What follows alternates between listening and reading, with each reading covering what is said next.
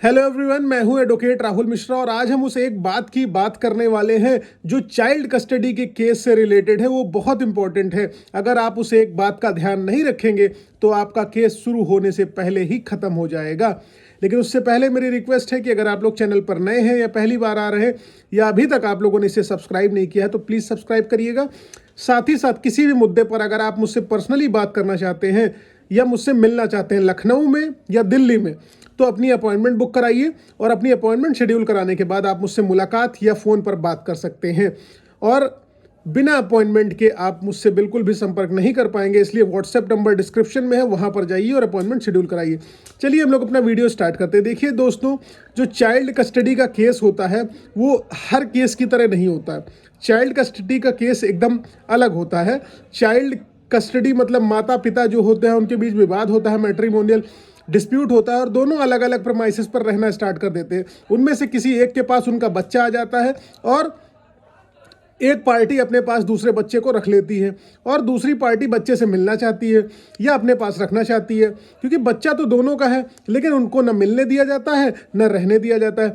ऐसी स्थिति में क्या होता है कि वो केस करता है, लेकिन केस में उस विशेष बात को ध्यान रखनी है जो मैं आपको बताने वाला हूँ। उससे पहले देखिए मैं आपको बता दूं, चाइल्ड कस्टडी के मैटर में जो है टेरिटोरियल ज्यूरिसडिक्शन जरूर देखा जाता है, यानी कि ये केस किस जगह पर डाला जाएगा ये बहुत इंपॉर्टेंट होता है। आमतौर पर सिविल केसेस में क्या होता है कि जहां पर हमारी डिफेंडेंट रह रहे होते हैं, यानी कि अपोजिट पार्टी हमारी रह रही होती है, वहां पर केस चला जाता है।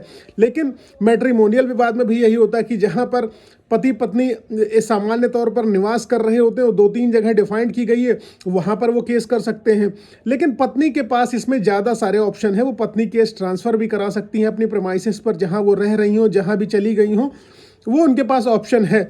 लेकिन पति के पास इसमें कम ऑप्शन है। खैर, अब हम लोग आते हैं चाइल्ड कस्टडी की केस के ऊपर कि चाइल्ड कस्टडी का केस आखिरकार करना चाहिए। देखिए, चाइल्ड कस्टडी का केस जो होता है वो केस हर केस से एकदम अलग होता है, ठीक है, वो एकदम कंप्लीटली डिफरेंट होता है। ये केस जो होता है गार्डियंस एंड वार्ड एक्ट के तहत किया जाता है। इसमें कौन करता है केस? माता पिता एक केस करते हैं बच्चे की कस्टडी को लेकर। उसमें से एक व्यक्ति के पास बच्चा होता है, दूसरे के पास नहीं होता है, दूसरा अपने पास लाना चाहता है, इसी मंशा से वो केस करता है या करती है, ठीक है।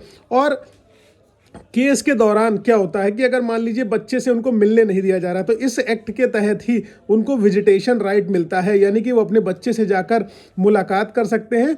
विजिटेशन राइट की एप्लीकेशन लगा करके तभी वो मुलाकात कर पाएंगे, अदरवाइज अपोजिट पार्टी उनको मिलने ही नहीं देगी, जो भी उनकी अपोजिट पार्टी होगी। अब वो एक बात जो मैं आपको बताने जा रहा हूँ सबसे इंपॉर्टेंट क्या है, आप ये केस आखिरकार कहाँ करेंगे, कहाँ फाइल करेंगे इस केस को। देखिए, जनरली ये केस जो फाइल होगा वो फैमिली कोर्ट में ही होगा, ठीक है। अब ये कहाँ की फैमिली कोर्ट में केस फाइल होगा? जहाँ पर वो बच्चा निवास कर रहा होगा। सबसे इंपॉर्टेंट बात जो मैं आपको बताना चाह रहा था, वो बच्चा जिस जगह पर निवास कर रहा होगा वहीं पर ये केस डाला जाएगा। ऐसा नहीं कि माता जहाँ पर रह रही वो केस डाल दे या पिता जहाँ पर रह रहा है वो केस डाल दे।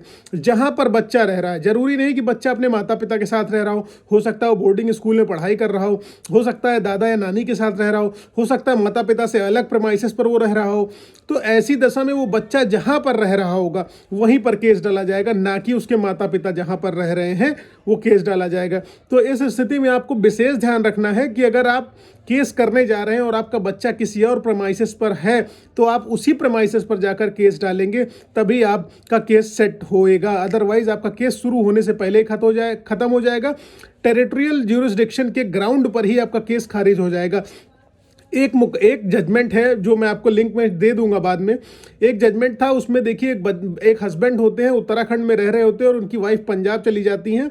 वो अपने बच्चे की कस्टडी को लेकर जो है उत्तराखंड में केस दाखिल कर देते हैं। उत्तराखंड में उनका केस इस ग्राउंड पर डिस्पोज ऑफ हो जाता है कि टेरिटोरियल ज्यूरिसडिक्शन नहीं है, तो हाई कोर्ट मूव करते हैं। हाई कोर्ट उनको बताती है कि देखिए बच्चा जहां पर रह रहा होगा आप वहीं पर केस कर पाएंगे, ये नहीं कि आप कहीं पर भी केस कर लेंगे चाइल्ड कस्टडी को लेकर। तो आपको ये बात विशेष ध्यान रखनी है कि जहां पर आपका बच्चा रह रहा है आप वहीं पर ये केस डालिए, उसकी कस्टडी के लिए, उसके विजिटेशन राइट के लिए, उससे मिलने के लिए।